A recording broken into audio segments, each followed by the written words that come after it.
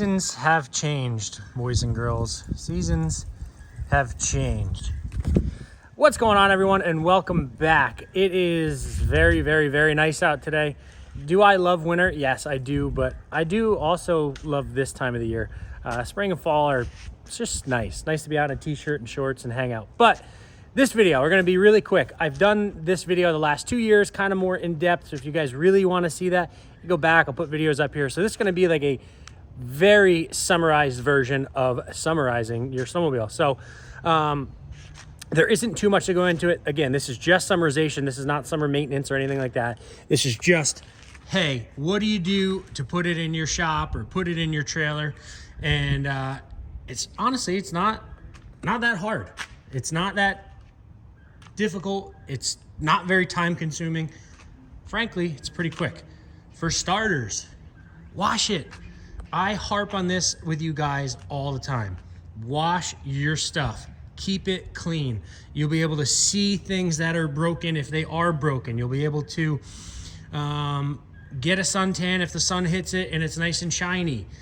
But no, seriously, guys, keep it clean. You don't want to put it away dirty. You don't want to ride it dirty. Take care of it. This thing gets you from point A to point B to all the way to Z in the wintertime when it's 0 outside or -10 outside, and take care of it. It's good. It's nice to you. After you get done cleaning it, which I do like Simple Green, I use car soap, nothing crazy. I like power washing it. When you get done with that, you gotta grease these fittings. Now, I haven't even gotten this far yet, but grease your fittings for a couple reasons. So you have these 2 fittings back here, and you have one up there. You obviously want to grease them because they're grease fittings and they want grease in them.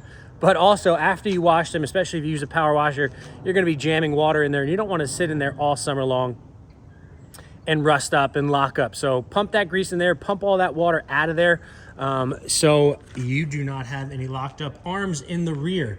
Third thing, and this is, I don't want to say a controversial topic on my previous ones. A lot of people said that they use other stuff. This is just what I've used for my entire life, and that is WD-40. I coat the engine bay. I don't do the clutches, guys, with WD-40, but I do, the engine themselves. I do the exhaust pipe on this. I do the turbo. It keeps everything very, very clean. Keeps it from like pitting or anything like that. I do the control arms, the shocks. I do the whole rear skid. I do the studs. Keeps everything in tip-top shape. You do the underside of the skis so your carbides stay nice. Sorry if you guys can hear that wind. WD-40, here, I'll show you guys the other side. And I mean, this thing literally looks like it's brand new, but it's not. It's got almost 1,100 miles on it. So guys, take care of your stuff. I'm not putting the side panel back on. WD-40 is your friend. Yes, you could use other type of lubricants. A lot of guys, like I said, talked about some other stuff that they use. Next topic is put your belt off.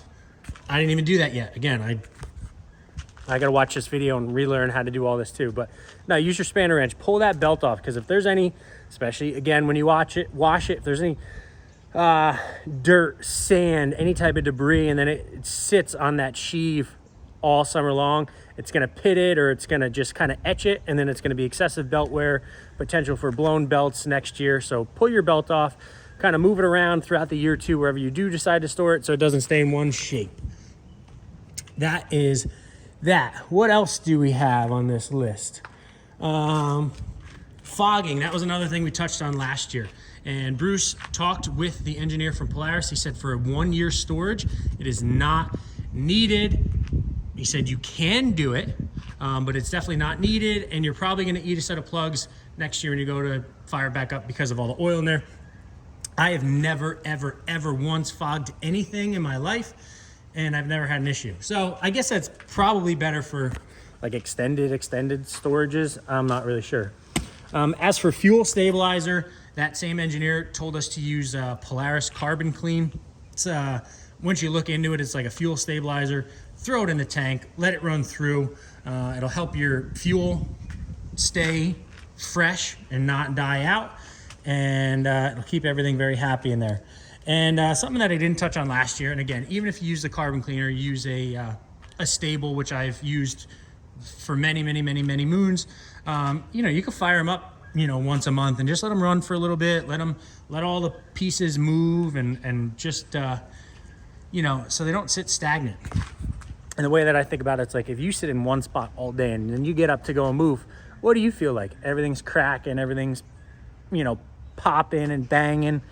But if you're moving all day, aside from being a little sore, everything is moving as it should. So get that oil moving, get the fuel flowing through the injectors, keep everything nice and fresh.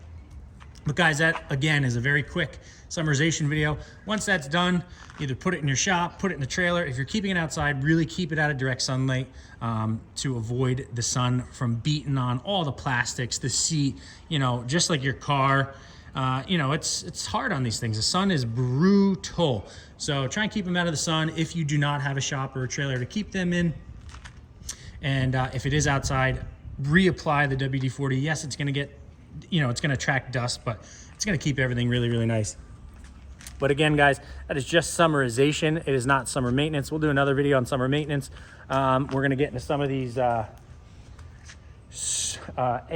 bushings, you know, how these things like to move. Me and Bruce got a couple things planned for that. I got to head up there in the next couple weeks to do a couple things with him.